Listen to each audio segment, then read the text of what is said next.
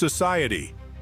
With effects by Screaming Mad George, Society culminates in a ritual that is known as the shunting, in which a large group of people participate in an orgy of flesh that sees them shift and meld into one another, not unlike that of plastic melting on a hot summer day. It's truly gruesome stuff, and makes Society one of the 80s most infamous films.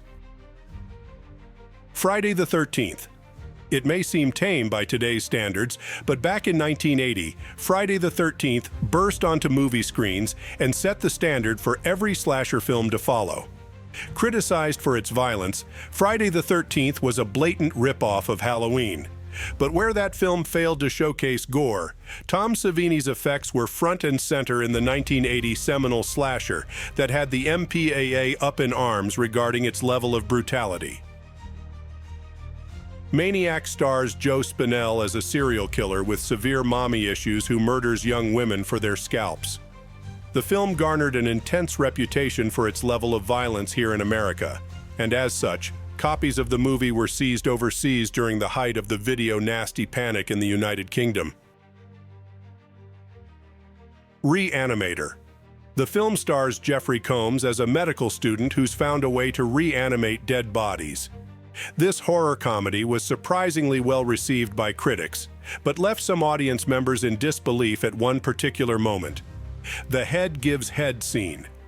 We won't go into details here, but suffice it to say it was a pretty controversial moment in 80s cinema. The Evil Dead.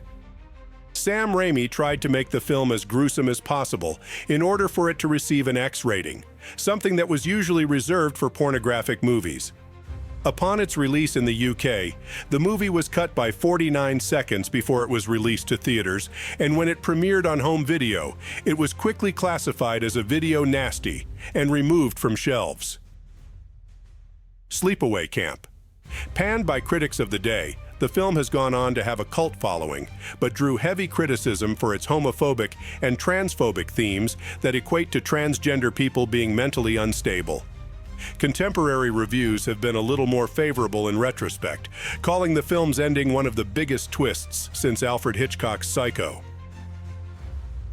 Henry, Portrait of a Serial Killer.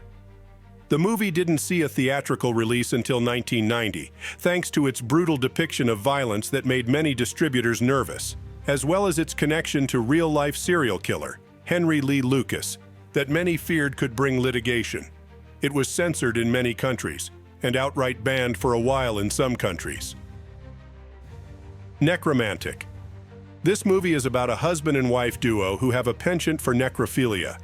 Due to its graphic nature, we won't be breaking it down here, but if you should ever stumble across a copy, you've been warned. Banned in some countries even today, the movie did manage to spawn a sequel 3 years after its release that was seized by Munich police just 12 days after its release. Silent Night, Deadly Night.